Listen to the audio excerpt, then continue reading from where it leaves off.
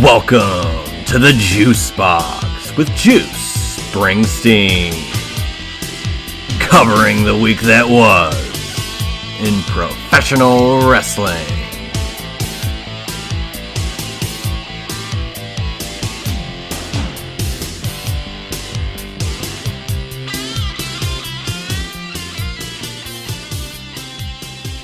And hello once again, everybody, to this week's edition of the Juice Box. I am Juice Springsteen, back once again for another edition here, and we're gonna do a little bit of a kind of a hodgepodge episode.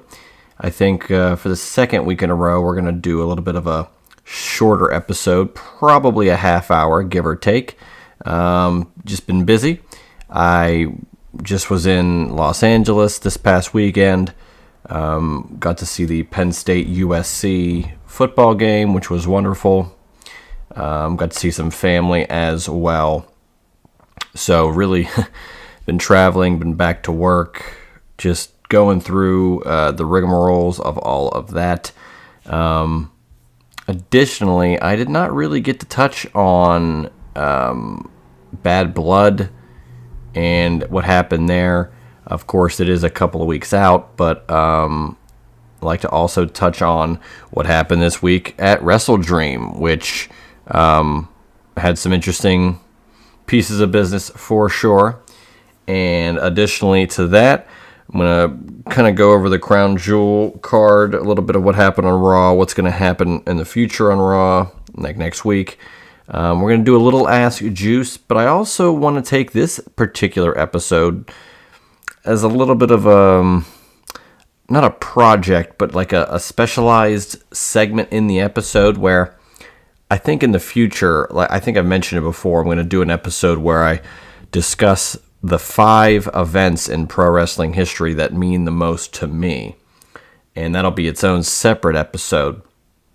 But I would like to do a little bit of a topic that I found fascinating on Twitter, and I'm going to kind of bounce that into a segment on this show, and I'm going to give a little bit of a background on that, and we'll do that. So that'll be something, and I'm I'll title part of this episode, I think, with that, just to kind of give that some space. But I also would like to announce that later on this month, potentially next week, we'll see how it all unfolds. I plan on doing a special Juice Box episode where I do alternate commentary for a watch along of a pro wrestling show. I put a poll out on Twitter, and only so many votes got cast, but the winner was Halloween Havoc 1994. So I will be rewatching that show as I record myself watching it and doing some audio. We'll see if the video is going to come through with that, but at least the audio where you can follow along on Peacock. There will be ads in the Peacock version that I have, unfortunately, but I will fill those ads with my own comments, as well as maybe advertising some other things or descriptions on what's going on with the matches that I haven't gotten to during the main show. So that will be additionally something to look forward to on this program as we are in the fall season. And truthfully, it's just a lot of, randomness that kind of comes with it. The things start building back up once we get to Survivor Series. Of course, leading into the new year, Raw on Netflix, Royal Rumble, Road to WrestleMania will be back. So, we're going to still chug along, as it were, throughout these fall months. But I'd like to just dive into some other things and try some other things on the show. We've got a SIP series coming up. Hopefully within another couple weeks, we'll get it out there to coincide with an appearance I will be making on another show. So we'll touch on all that when we get there. Of course, Main Event Maniacs, those guys have been doing great work. Looking forward to their next episode. I'm actually unaware of what the next episode will be. They did not clue me in on that yet, which I always find fun, considering I was kind of aware of the first couple episodes of what they were planning out. So I'm looking forward to seeing what's next on the docket for Brian and Jay, the main event maniacs. Before we get into all this, and I think I did mention, we'll do a little bit of an Ask Juice as well, but follow me on Twitter at Juicy Steen. Follow me on Instagram at Juicy Wrestling Closet. Subscribe to this show on YouTube at Juicy Steen. You can listen to the show on Amazon Music, Spotify, juicysteen.podbean.com, and of course Apple Podcasts via iTunes. And if you do listen to it with that iTunes or Spotify way of doing things, please leave a 5-star rating and maybe drop a review if you've got a minute or two. That really would help the show grow with each and every review. So let's kind of dive in and around. I think we'll close out with Ask Juice and then my little topic to cover at the end of the show. So we'll do a little bit of WWE, pop into AEW, and then we will touch on the finality with Ask Juice and the topic.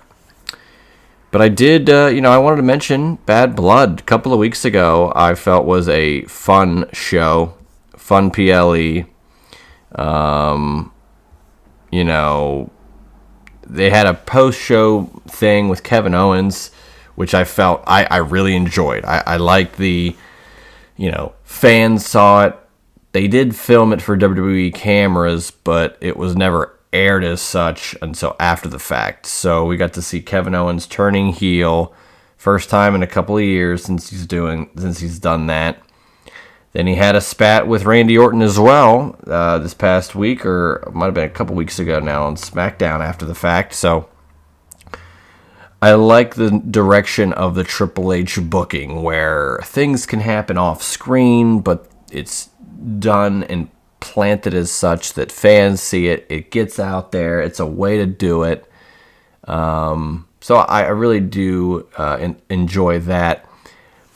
Nia Jackson Bailey was what it was. Priest and Balor was okay. The shark cage thing was interesting. Dirty Dom with a unique fall out of the thing and the shark cage with a cell that he did there. But, a DQ there. I'm kind of lukewarm on the whole Raquel Rodriguez, Liv Morgan, Rhea Ripley thing. Even with the inclusion of Tiffany Stratton, I'm kind of just waiting for her to cash in her Money in the Bank one of these days on Nia. We'll eventually, potentially get there. But the two main matches, CM Punk defeating Drew McIntyre in probably the best Hell in a Cell match, I would say, since 2005. Yes, I'm skipping over the Triple H Undertaker with Shawn Michaels as referee Hell in a Cell from WrestleMania 28. That is a great, great match. But I do think this was the best Hell in a Cell since 05 with the Vengeance 05 Triple H Batista match. I felt it was just as solid, if not better. Dave Meltzer gave it 5 stars, which is pretty tough to do these days. Punk's first one since his match against John Cena at Money in the Bank. Drew McIntyre getting his second ever 5-star match. I know some people will, not care about that, but here on this show, I like hearing what others have to say, and Meltzer is a pundit of over 40 years, so a 40-year guy in the journalism, quote-unquote, wrestling biz. I like to, kind of gauge what he's saying, what he's thinking, how he saw it, how he perceived it. So, great match, a lot of blood, which, hey, it's the Triple H regime. Things can happen how they happen. I think in a lot of ways, blood helps further the match, the drama, the story. And, some people will critique it, but I think it should be more critical of, not saying AEW, but in AEW, there are matches where blood just seems to happen just because, no rhyme or reason. In WWE, it's, determined that, hey, this is a blood feud. This is a blow-off match. This is worthy of blood from both guys. Not just one part of the match, not just one competitor in the match, not on accident. No gloves and towels to wipe it off. Like, this was as original Hell in a Cell as you could get. And I think it really lived up, as it were, as it compares to the match type debuting 27 years prior at Bad Blood in Your House back in 97. I felt it was a nice compliment and homage, love letter, if you will, to those matches. No outside the Hell in a Cell stuff either, which I thought was a nice touch. And I think we're back with Hell in a Cell. I think Hell in a Cell is a match type that, when used correctly, really works. And Punk and McIntyre made it work to the best of their ability. Of course, the end of the night, I predicted it. A lot of us did, but we didn't know. We never know with Dwayne, a good friend of the show, Dwayne. But The Rock made a surprise appearance, stared down Roman, Cody, and of course, in the main event, Jimmy Uso returned to WWE after a 6-month hiatus. Huge moment there. And those three are in the ring.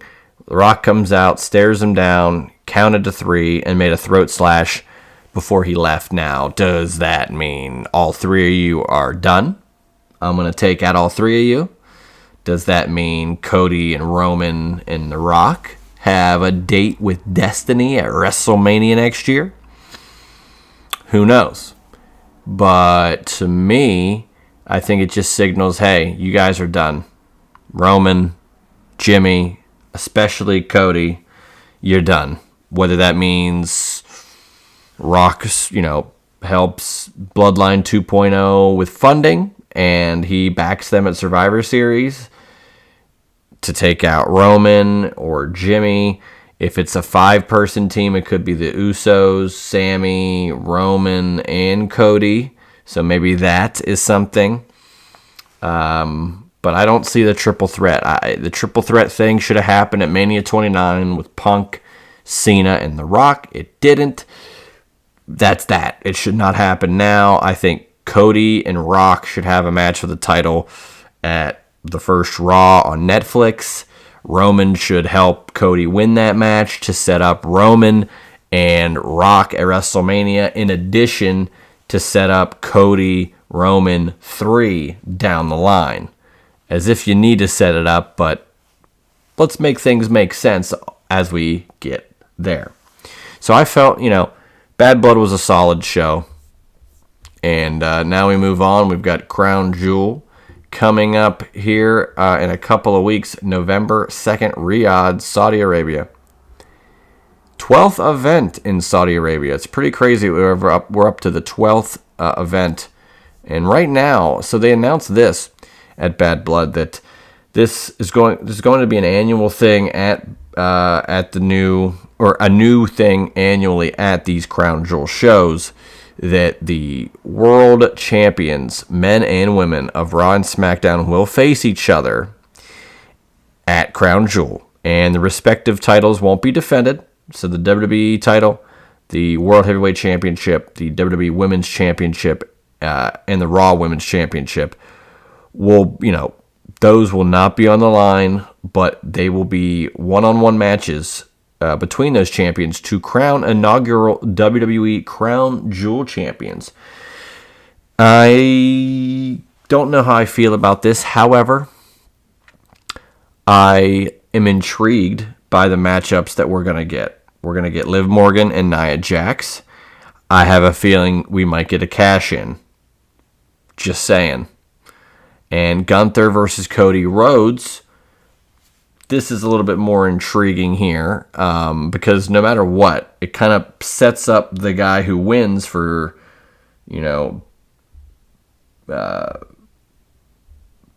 better pastures, more intrigue, more momentum. I beat this champion. Who's next for me?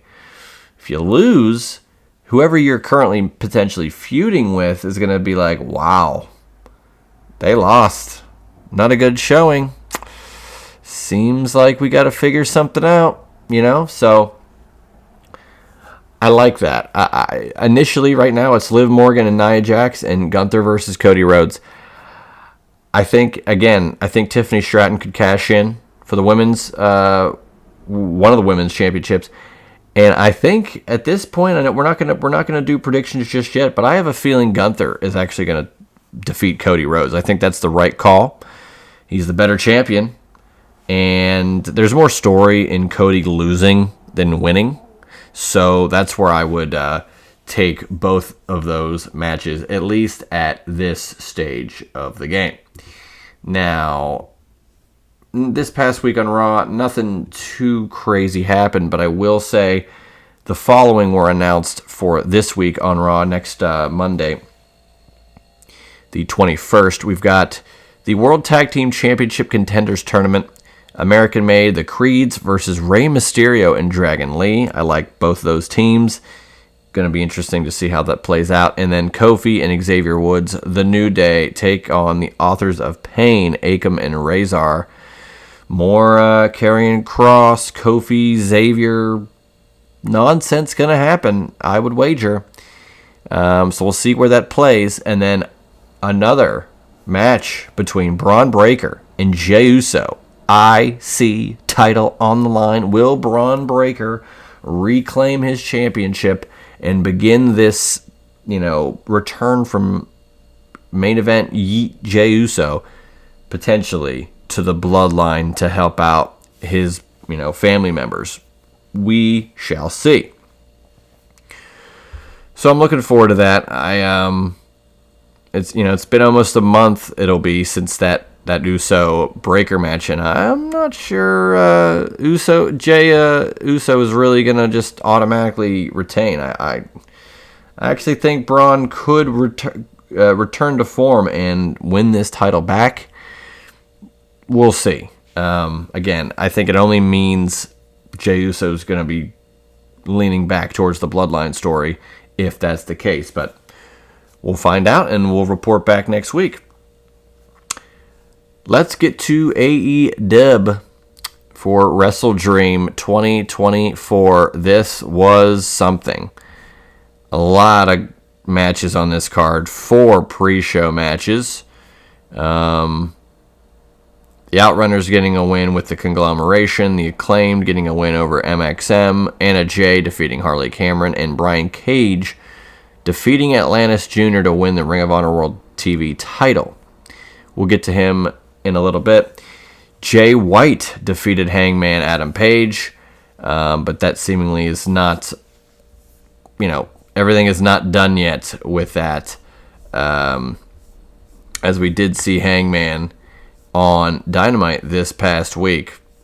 So, he got a buckshot lariat, helped Christian Cage get a win over Jay White. So, I think they are far from done. But additionally on this show, before we even get to any more, MJF came out. Adam Cole returned at this, and they had an interaction, to say the least. And, Adam Cole, nice to see him back. He, basically cut a promo trying to, make sure everybody knew he's a babyface, turning on MJF after months of friendship. His rival, MJF, super dastardly and evil. He's got to be just as evil to fight him and get him back now. Friend of the show. Great friend of the show. Upcoming father, Donnie, of course, from Triple Threat Theater. He so eloquently put in the Wrestling Nation chat just how insane it seems, the confusion rather, where he goes, so Adam Cole turned heel on face MJF for face MJF to return and take out heel Adam Cole. Only now for face Adam Cole to return to confront heel MJF. All of that has happened in the last, couple months with those two in the program. So that is kind of confusing, but I always say here, and I take from Cheap Heat's stat guy Greg, I'm going to let it play out. I'm going to see where it goes. And that's all I can do. So, it is what it is. Additionally, on this show, Mariah May defeated Willow Nightingale to retain the women's title. Jack Perry retained the TNT title against Shibata. Takeshita gets the win, AEW International Championship. Ricochet is already going to wrestle on Collision against AR Fox. Yes, that's a dream match. Yes, it's an amazing match from the PWG days. Yes, Ricochet's already wrestling on Collision. I hope that's not the end for Ricochet having huge matches, so we'll see. Hologram defeating the Beast Mortos 2 out of 3, 2-1 to win that match. Darby Allin wins against Brody King. The Young Bucks defeated Private Party to retain the World Tag Titles, and Mark Briscoe defeated Chris Jericho to retain the Ring of Honor World Title. Now, I will say about that, I do believe we are going to get a ladder war between the two men that I just mentioned.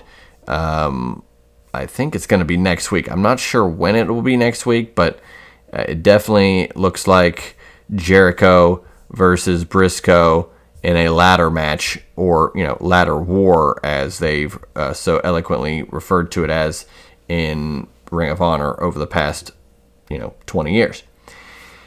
And of course, I would be remiss to not mention the main event. Jon Moxley defeated Bryan Danielson by submission to win the AEW title. Jon Moxley now is, it's a record-setting 4th reign as AEW champion, which is pretty impressive. He's the only man to do it thus far. And, he's been doing this thing with Marina Shafir and the BCC, and the whole goal of it is to kind of shake up the locker room and the environment around AEW week to week. They close the show by Wheeler Yuta even putting the bag over Danielson's head and just taking him out. You had a lot of the baby faces coming to the aid of Danielson.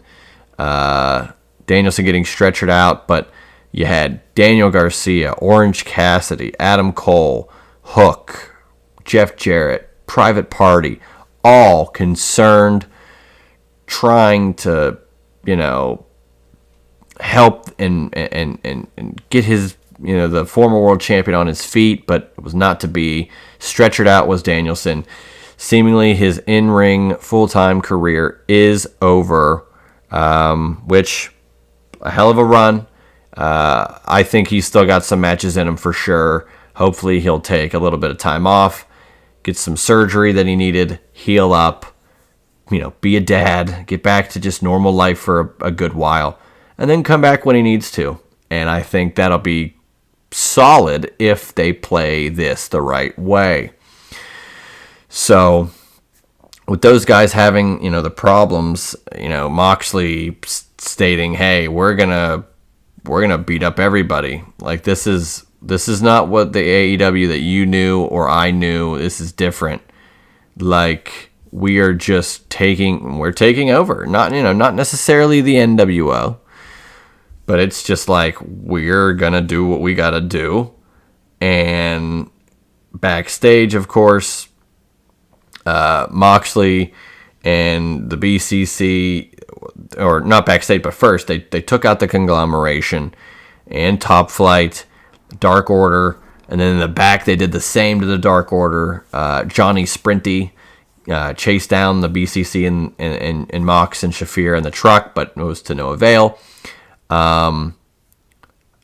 AEW, is where the best wrestle, but they need to have story. And this is a huge story. And not only am I letting it play out, I'm looking forward to seeing what happens. I really hope the payoff is worth it. That's all. I just want a worthwhile payoff that makes sense, and we can move on with that. So pretty much that. The Elite, of course, on Dynamite, wished Kenny Omega a happy birthday and gave him a cake, and then they covered it with animal intestines. Oh, yeah. But, Wrestle Dream aside, now we move forth. And Full Gear is in a couple of weeks in November. We also got, this was wonderful, Shelton Benjamin, Lio Rush, one-on-one on Dynamite. Benjamin looking just, the standard of excellence is what they kind of called him instead of the gold standard. And my God, 49 years old, looks like he's half that, just towered over Lio Rush. And Lio Rush was honestly the perfect opponent for Benjamin in his first match. I mean, Rush, got his ass handed to him, and a crazy super kick, a high knee to the outside, a bunch of awesome suplexes. MVP left a business card for Lio Rush. In a couple of weeks, we get to see Shelton Benjamin versus Swerve Strickland on Fright Night Dynamite, October 30th. Maybe that's where we see the debut of one Bob Lashley. But good to see Shelton Benjamin killing it in ring for AEW. It's really nice to see. But in general, I also wanted to mention the new Don Callis family with Kyle Fletcher turning on Will Ospreay at the pay-per-view. I forgot to mention that. But Brian Cage, Lance Archer, of course, also being a part of that. I felt that there was a solid segment. I think the Don Callis family, of course, with Takeshita, they're doing a lot of good things. They look great. And I'm just hopeful that it's not another learning tree where the wrestlers get more time and not just Don Callis. Of course, he has to be around and whatever, but he doesn't need to be there every week or owning the segment, or like Chris Jericho owning the segment. Although, as a manager, it's okay to an extent if he's just out there with his wrestlers. But like I said, with everything else with AEW, I'll let it play out. We'll see what happens. So that was pretty much AEW and WWE in a nutshell for the last couple of weeks. But, I wanted to move on to a little Ask Juice. And then we'll tackle this little topic from Twitter I wanted to lean into. And then we will close out the show for a quick, concise, digestible juice box this week. Ask Juice. Josh Eisenberg says this one. Is Shelton Benjamin a future AEW World Champion? I would say no, because even though he's incredibly talented and even though MVP is a mouthpiece, the pending arrival of Lashley would probably make him go back to a solid mid-carder. I tend to agree. However, I think the mid-card for AEW has a little bit of a higher ceiling than WWE. Because to me, Shelton Benjamin was the perennial WWE mid-carder. Intercontinental champion. Always having great matches. Really putting out the best effort every single week. I don't see why not. Why couldn't Shelton Benjamin win the international title or the Continental Championship or the TNT? There's plenty of different titles for Shelton Benjamin to potentially win in AEW and it not be the World Championship. I think the AEW World title is pretty, taken care of, protected, if you will, in regards to who has held it, who will hold it. I mean, Hangman, Moxley, Jericho, Omega, Swerve, Danielson, the guys that have held it thus far. It's not that anyone would not be worthy of it, but when you look at the group that has it, it's tough to say, who's going to be that first, MJF, who's going to be the one that has the championship that we not necessarily don't buy, but I don't see Shelton Benjamin being the world champion. I can see him really striving to be at the top of the mid-card, which I think is still pretty solid considering there's 3 titles that he could win that aren't the world title that could really do a lot. Additionally, we've got Lucas, of course, from L Squared, helping out with some ass juice here from Wrestling Nation, contributor to the All In Prediction Show. Do you think Darby Allin is the person to take the belt off of Mox? / what do you think the BCC's plan is? I don't know what the BCC's plan is. Ultimately, if it's going to be Shane McMahon, then we are really in for something, because this story has already been at the forefront of the programming, and, why not? Like, everything is pointing to big payoff, big reveal, something. And I'm hopeful that makes sense, and it gives, a fresh paint of coat, as Bruce Pritchard, would say. Just something new, a new wrinkle to AEW. And I know, I mentioned this, I think, last week with Shane McMahon of, yes, it's a WWE thing to do, but WCW brought in Hogan. That was pretty WWE for 94. And Shane McMahon is a huge name. He's the son of probably the most important promoter in the history of the business. And I just think, hey, if he can help, if Shane McMahon can be of assistance, backstage, financial, assistance, not by funding, but just helping with advertisers or getting certain things done or helping with merch, just behind the scenes things we don't see that Shane McMahon could thrive in, I feel, outside of being involved with some creative, getting involved on screen, having the name be on screen would be huge. An AEW bottom third saying Shane McMahon or Shane McMahon is all elite would truthfully shake the pro wrestling foundation to its core. I would love that. If that's what the plan is, all right. But I don't know. It's too up in the air right now. Do I think Darby Allin's the person to take the belt off Mox? I would love it. I've said it before, after Sting retired, and it was a great moment. How great would it be for, Darby wins the world title, by himself, however he has to do it. There's confetti coming down, and then you look up, and there's Sting in the rafters, who was watching him the entire time. I just think it'd be a great moment, a full circle moment, really. And, people will complain, Darby's too small, he's never world champion material, it would be too unrealistic. Okay. I'm over that. Rey Mysterio won the world title. Jeff Hardy was a world champion. David Arquette was a world champion. Vince Russo was a world champion. Anybody at any point, if given the right call, can be the world champion. I said the last two of those, Arquette and Russo, in jest, just to say, hey, you could put the title on anybody.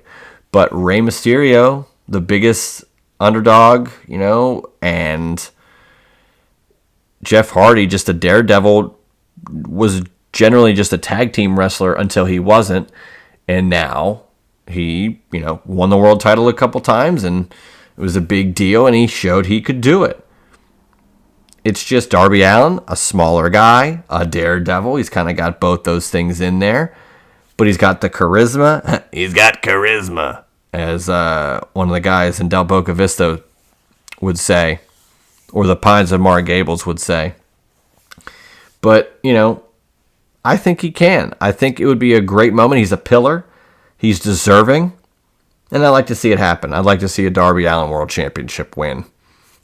Just for the moment, let alone if, he holds the title for a couple months. I think it'd be a fun run, fun reign, probably some brutal title defenses, and it'd be a very believable, reign, because he would be defending it in crazy-ass matches every single week or month. So I'm here for it.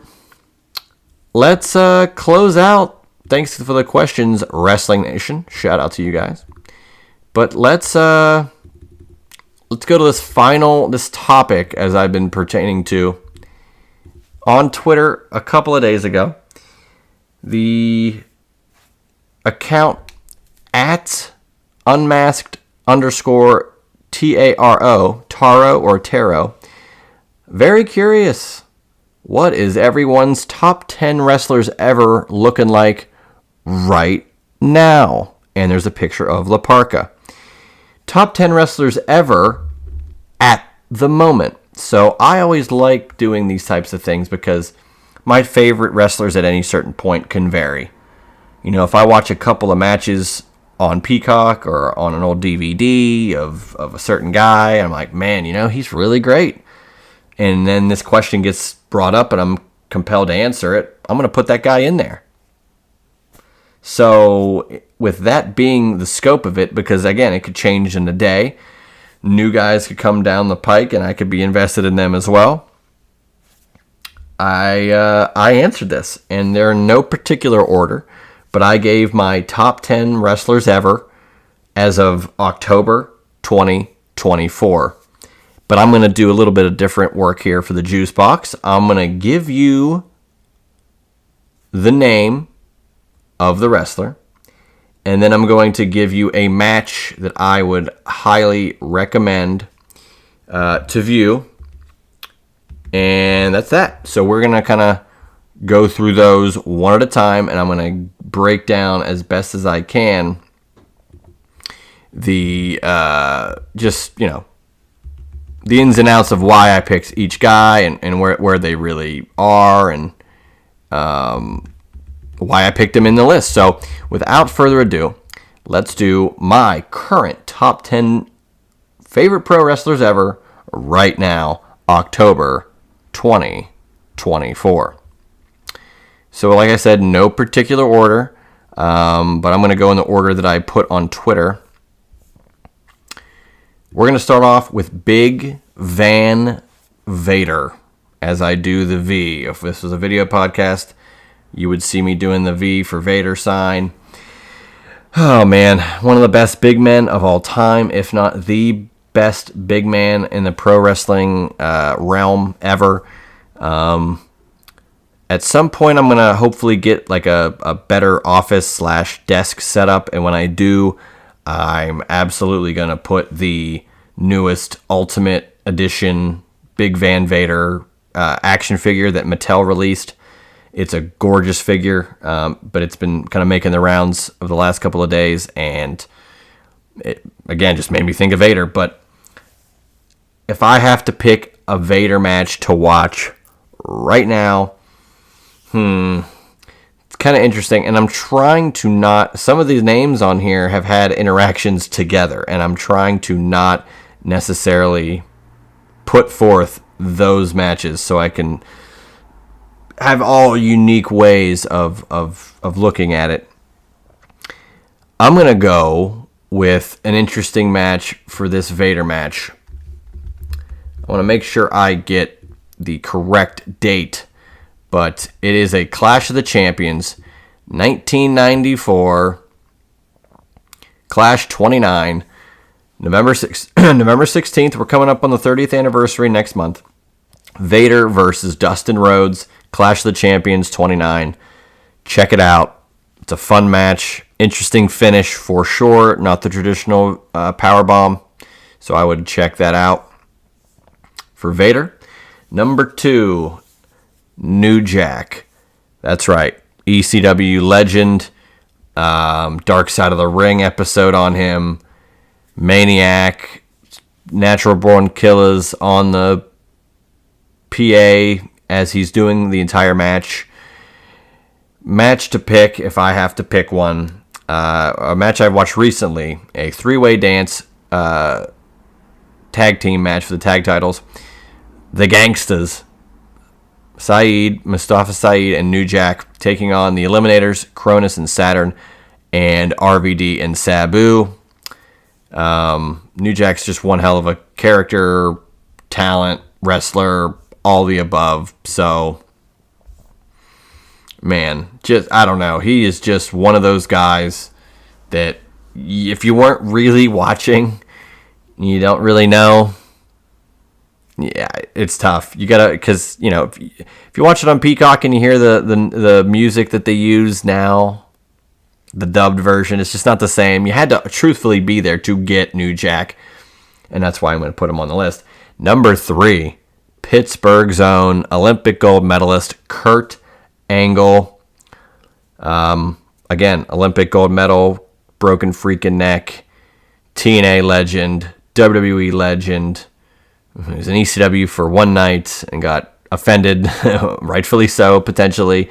But give me a Kurt Angle match to watch any day of the week, and I'm going to pick WrestleMania 21, Kurt Angle versus Shawn Michaels. Just a classic WrestleMania match. Two great wrestlers finally locking it up in an interpromotional match as they promoted it back in the day. Number 4, Sting! That's right, the man called Sting.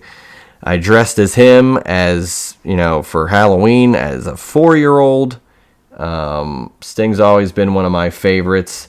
And I don't know, to pick a Sting match is really difficult. But if I have to pick one, I'm going to pick Sting versus Ric Flair, World War III, 1995. Love that match. Number 5, beautiful Bobby Eaton. Bobby Eaton is one of the better technical wrestlers of his day, one of the more underrated wrestlers of his time, and, normally was a tag team wrestler, Midnight Express, but I kind of grew up on him being a singles wrestler, and I'm going to choose the match I've probably seen more often than any other match. Bobby Eaton versus the Z-Man, Tom Zink, the opening match of Starrcade 1990. Number 6, Mike Awesome. Before the Fat Chick Thrilla, before that 70s guy, he was Mike Awesome. This dude was jacked. He was built in a lab. A great name, a generic first name, and a funny name as last name. Like, Mike Awesome is so funny to me. Like, looking at, just outside of the box. If you're not a wrestling fan, the name Mike Awesome is just like, what? That's his name? I love it. So many wars through the years, Masato Tanaka and Taz and what have you. But I am going to go, I believe, I want to make sure I get this right as well. Guilty as Charged 2000, Mike Awesome versus Little Spike Dudley. Great David versus Goliath match. You could take any guess on how it ends, but love that match. Love that wrestler, Mike Awesome. Number 7, the Total Package, Lex Luger. Controversial pick, potentially. A lot of people think Luger's overrated. He's just a body guy. Man, the more you watch Lex Luger, the more you will be impressed. His selling is pretty good. Sometimes it's over the top, but sometimes it's fun like that. But give me Lex Luger versus Stan Hansen, Halloween Havoc 1990 for the U.S. title. He also, he had a lot of great matches in that year. He also wrestled Mean Mark, a.k.a. The Undertaker, at Great American Bash 90. But the match I'm suggesting is absolutely Halloween Havoc 1990, Stan Hansen versus Lex Luger for that U.S. title. Got to meet Lex Luger a couple of years ago, and it was a wonderful experience. And hopefully he gets in the WWE Hall of Fame sooner rather than later. Number 8, Terry Funk. Whew, man, Terry Funk is a legend. I don't think I need to tell you that.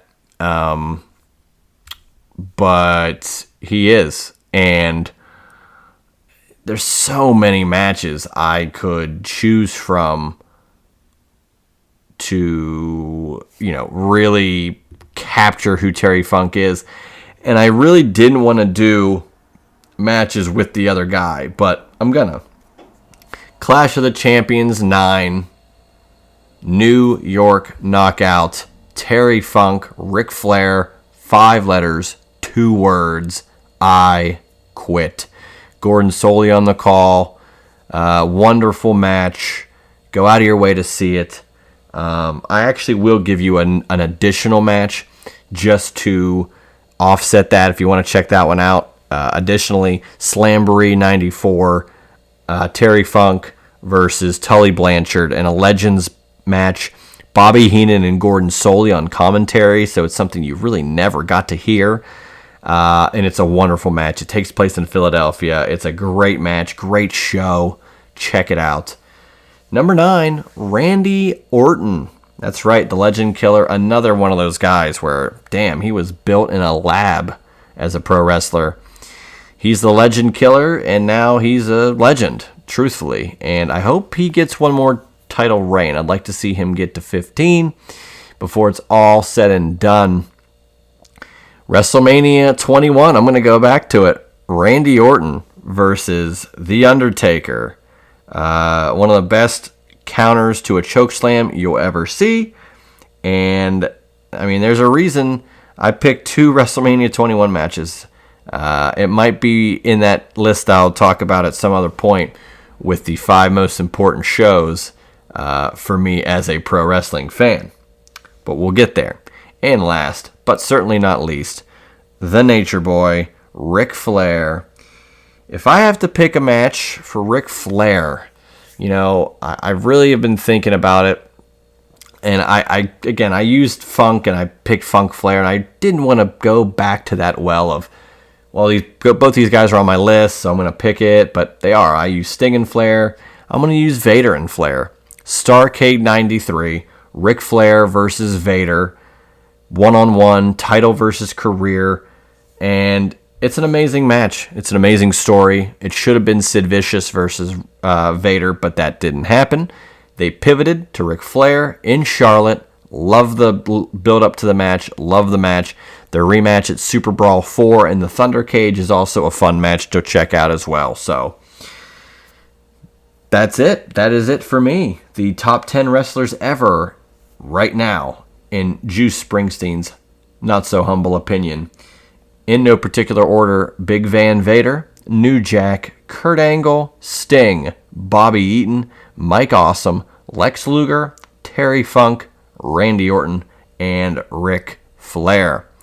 So, hopefully you guys enjoyed that little topic. I might be doing more of those as time moves on to kind of branch out, do a little bit more than just talk the current product as is week to week. It can get kind of stale, a little oily, a little boring. But, you know, with this and what we always do, Triple Threat Theater, and we've got Main Event Maniacs, prediction shows, SIP series. We're going to do our first ever watch-along alternate commentary probably next week to celebrate Halloween Havoc 94's 30th anniversary, which should be a fun watch. So if you have Peacock, fire that one up, and you'll get to hear my commentary with the audio. But yeah, that'll be next week, and hopefully some more other interesting content I can bring to the Juice Box for you guys each and every week. So I really appreciate you guys checking this out. Went a little longer than I anticipated, but it is what it is.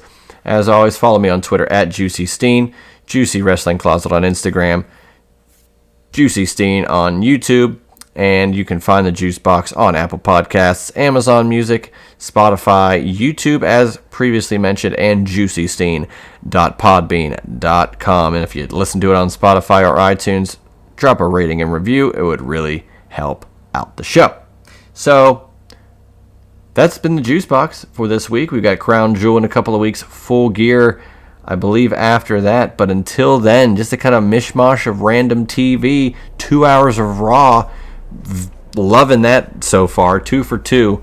2-hour shows, and they've been crisp, concise, and digestible, which is what I like to bring each and every week with you guys here on the Juice Box. So hopefully you guys enjoy your weekend, enjoy that playoff baseball, some football, and as always, great professional wrestling. But until next time, I'm Juice Springsteen, and you've been listening to The Juice Box. That was The Juice Box with Juice Springsteen. Make sure to subscribe to The Juice Box wherever you listen to podcasts.